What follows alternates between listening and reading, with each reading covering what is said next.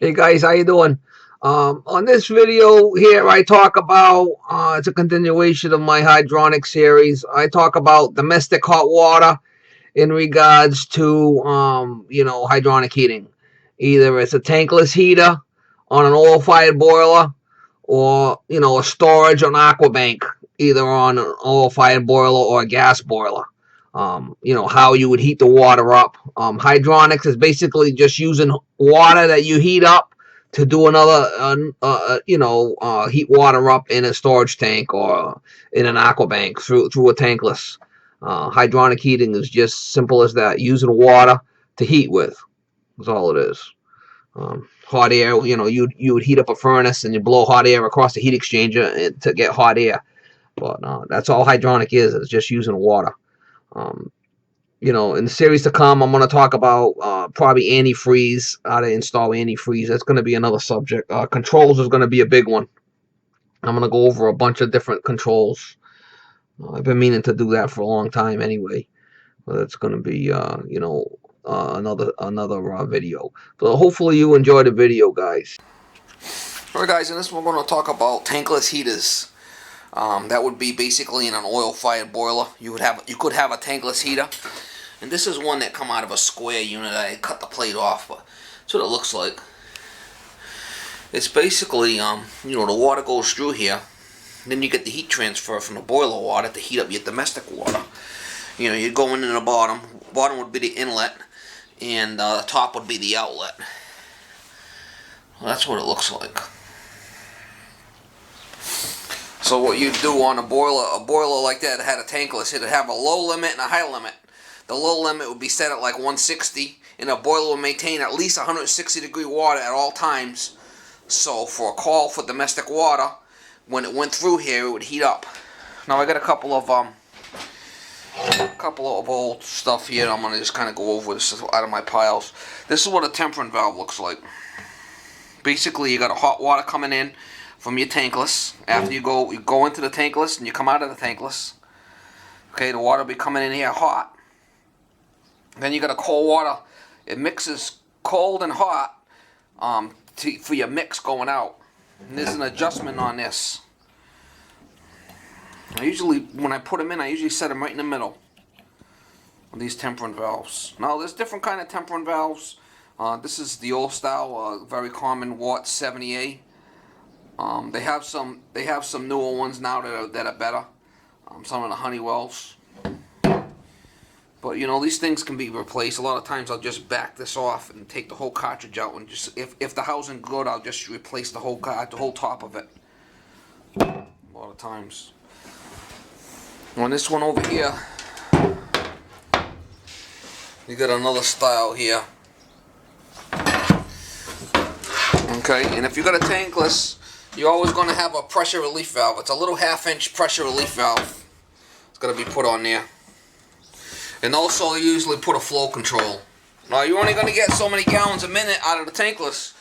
3.5, 4 gallons a minute. Depends on your tankless. In other words, if you put more water through that, then it can get heated up. It's going to come out cold. So that's why a lot of times you either put a flow control or put a ball valve and I'll cut it down.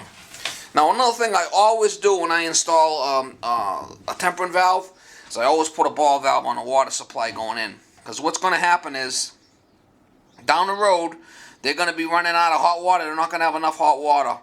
So by putting a ball valve here, you could either cut this thing off halfway or all the way. Later on down the road, 5-6 years down the road, you have to go put one of these in to be able to give them hot water to their stuff. If not, they're going to be running out, going to be wimpy showers and whatnot. So a lot of times I'll go on an older system and I'll put a ball valve on it to get them hotter water. Shit happens. Sometimes you have to, compromise and make things work, and that's what happens. What happens with these tankless heaters after a while, they get like a coating on the inside, like a lime coating, and you don't get a good heat transfer. So when you first put them in, they're usually good, but after 5-6 years, you gotta start playing around with things to get them hot water. That's a tankless heater. What it looks like inside. Relief valve. Don't forget, you gotta put a shut off. And another thing on this is, they say you're supposed to come out of the tankless and drop down 8 to 12 inches before you go into the temperance valve. As long as you trap the cold water side, you're going to be okay. Because if you don't trap the cold water side, what I usually do is, I come out of the tankless, I go right into the temperance valve. But my cold water coming in, I come down 8 to 12 inches and then back up. When I come down, I'll trap it. Because the only reason you're doing that, because if not, the hot water will travel up the cold water line and your cold water line will become hot. So by trapping it 8 to 12 inches, you'll stop that hot water from traveling in your cold water line, turn your cold into hot. Has to be trapped 8 to 12 inches. That's how I do it. I come down and then I'll go back up on the cold. I'm not too concerned about the hot or any of this trapping this. I'm not too concerned about that. That's what I do. Alright guys, I'm going to go over this control here. This is the control here you would have if you had a tankless heater. Okay? It's got a low setting and a high setting. Now what the low setting does is, well, it's set at 160. So this is for an oil boiler. It's going to fire and it's going to maintain 160 degrees. Whatever you got that low limit set at, you got that set at 140, it's going to maintain 140 degrees. Not going to go any lower than that. And what that does is that cuts the circulator out. So if for a call for heat, if this thing's below the 160, the circulator will get shut off and the boiler will fire up to maintain this 160 degrees. This way here, you always have hot enough water to heat up that your domestic water for your tankless. That's all that's for. The low water, the low side is for the tankless. Now, if you don't have a tankless and you got this control, you can lower it down to maintain whatever you want, or you could actually. They're right in the white wire. If you took them, they're right in the white wire out. When you tied them two together, you would remove the low water setting on that, and just the high limit would work. But you know, I've done that in the past. Whenever you do something like that, whenever you do anything like that, you always want to double check that the high limit's working. Run it up, make sure it shuts off on high limit. But that's the way of doing it. I'm gonna go over these controls, all the different kind of controls, in another video in detail. But I just wanted to talk about that because it's a tankless pot.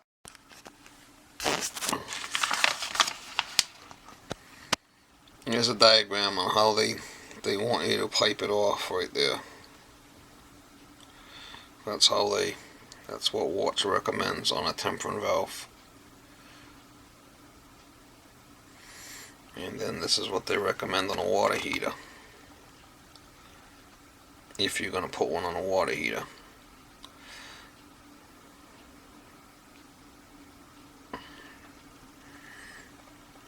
The tankless heater would be in a boiler, oil boiler.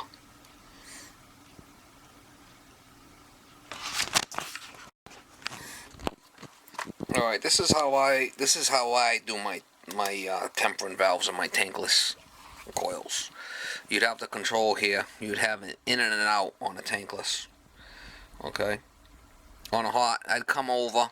They say to drop down 8 to 10 inches on their diagram, but I usually just go right into the temperance valve on the hot. Okay, coming out of the boiler, right out of the tankless. The hot would go right to the hot on a temperance valve. Now, I do trap my cold water. That's the most important thing. I'd have a shut off here in the cold water to shut it off. Obviously, come down. Okay. You'd run over.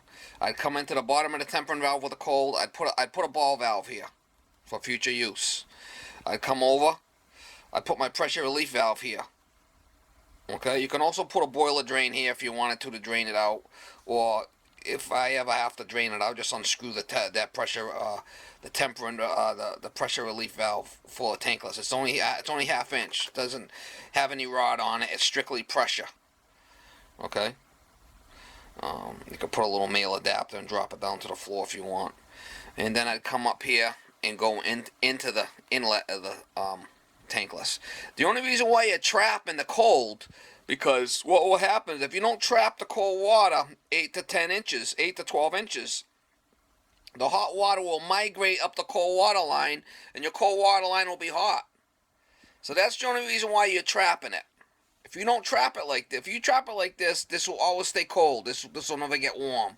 But if you don't trap the cold water, the hot water, will migrate right up the cold water line, and your cold water line will be hot. I see that a lot. So that's how I like to install my stuff. Now, if you're doing this, obviously, this is going to be an oil-fired boiler. You have to put it over to the side, so when you open up your door for cleaning, this isn't going to hit. That's another thing you got to think about when you're installing stuff like this. Install it so it's user-friendly for the next guy to come along, and it's going to do the maintenance on the unit. I see a lot of these guys, they put these things right in the way of the door. They can't open the door. Get a flipping clue when you're installing shit, and think about the next guy. That's my motto.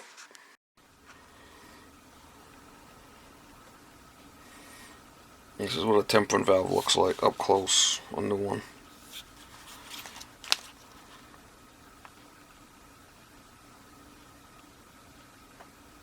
If you want to go colder, you just turn this thing. You want to go hotter, you would turn it. I usually put it right about in the middle when I first install them, and it's pretty damn close.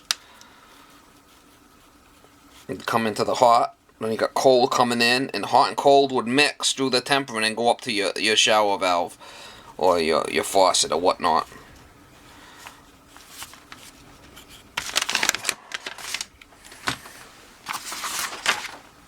Tankless heaters are not the best. You get kind of a glide going on, hot, cold. The best way for domestic hot water is going to a tank. Have stored water in a tank. That's the best way. There's always issues with these. You're never gonna get a nice steady flow of controlled water with a tankless. It's always got that glide. It's either hot or cold, or it's never, always running out type of thing. They work when you first put them in, they're okay, but as they get older and get limed up, there's always a problem with them. That's where this ball valve comes in the future. You could shut this ball valve right off. This tankless gets limed up. Shut this ball valve right off, and whatever goes through comes out hot right up to the fixture. A lot of times I got to do that in older systems, 10, 15 years old with tankless. I put a ball valve, I shut that right off, and give them hot water upstairs. If not, the water will be like 110 degrees going to the shower. It ain't enough. So, now you could use this ball valve as a flow control. You also can install a flow control if you want. I showed you what the flow controls look like. They got one right here. Well, they got a check valve there, but I don't install no check valve. But you could put a flow control, or you could just use the ball valve. Use a ball valve, and once you got it set, on an angle or whatnot, just put a mark on it. Or you could use a ball valve and take the handle off and set it for whatever you want. You could put the flow control in here before it goes in. A lot of times I won't even install a flow controller. They seem to work okay. Alright guys, that's what a tankless looks like. Okay, and this is an aqua bank. Okay, if there's no coil in the heater, it's an aqua bank, and you'd use the coil from the boiler. Okay, a storage tank would have a built-in coil in here. So you would pipe boiler water to this if this was a storage tank. An aqua bank, got a little sketch here. An aqua bank would use the coil from the boiler. Okay. Basically, what you do on that is you'd have a loop here coming out of the tankless. You'd have the boiler temperature set for like 160, high limit 180.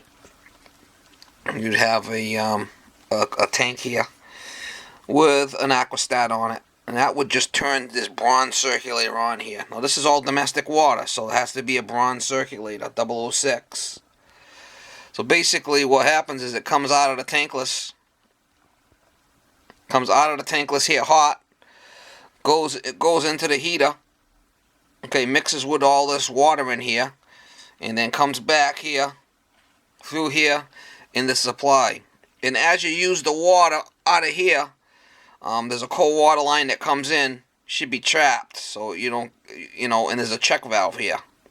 So if the cold water's coming in, it can't go this way, it has to go into the heater. Okay? There has to be a check valve here. That's how we do it.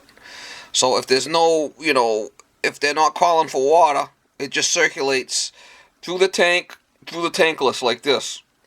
With this circulator, will circulate water through. Domestic water. Okay. And on this, you'd have to have a vacuum breaker for the tank. Above the tank, you'd have to have a vacuum breaker on a cold water line. This would have a relief valve off the tank. Let's see it. There'd be a relief valve on there. Well, that's the difference between that, and I'm going to show you a storage tank. Right now, this would be a storage tank here. This one's got a built-in stainless steel coil on the inside. This would be a storage tank. I like these. So you'd have the hot and the cold tappings here for your hot. Your hot water would come off of here. Your cold water would come down into the bottom here with a boiler drain, and you have your boiler water coming in and coming out of here. Now that would be off another zone. If it's a storage tank. If it's an aqua bank, comes off the tankless, which is, you can see the tankless right here. But the storage tank, you'd have another circulator. You'd have a couple of circulators. If you had 3 zones, plus that, you'd have 4 circulators, or 1 circulator and 3 or 4 zone valves, however you want to do it. But you're always better off with circulators on a storage tank. So that's just talking about the domestic part of it. For domestic water. So if you got a gas boiler, obviously you got to go to storage tank, because a gas boiler wouldn't have a tankless coil. That's only oil. So the only time you could go with an aqua bank is if you have an oil boiler. Just wanted to mention that.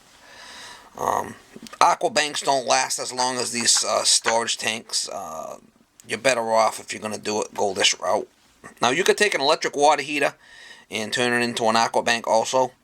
I've done that a few times, but it depends on what you're working with. If you have a tankless coil there already, and they got an aqua bank, it's oil fired, and the thing's leaking, and you go there, you're probably gonna put another aqua bank in. But if it's a new installation, you might be better off just going, with a nice storage tank. On gas, you also have the option of going with a domestic water heater, gas-fired water heater with a gas-fired boiler. That would be the cheapest way out. But a gas water heater won't last as long as this. This thing's all stainless steel. This thing would last a long time. Now there's other kinds. There's other kinds that the piping goes into the top. You gotta, all the piping goes in the top. There's no drains on them. There's quite a few different kind of storage tanks. But this is the kind I like to use with the tappings on the side here, so you can put boiler drains and you can drain it all out. You can drain the whole tank out. Like the Wild McLean, everything goes in the top. You ever want to drain that tank out, you got to siphon it out. They're not the greatest. There's quite a few of them like that. Top Performer, everything goes in the top. There's like a tank inside of a tank, and it all goes into the top. It's not the greatest setup. There's another Amtrol boiler mate. This one here has the coil that goes up in the side, up underneath. I'm not really a big fan of these, but that's another one that you could use. Amtrol boiler mate. It's a storage tank.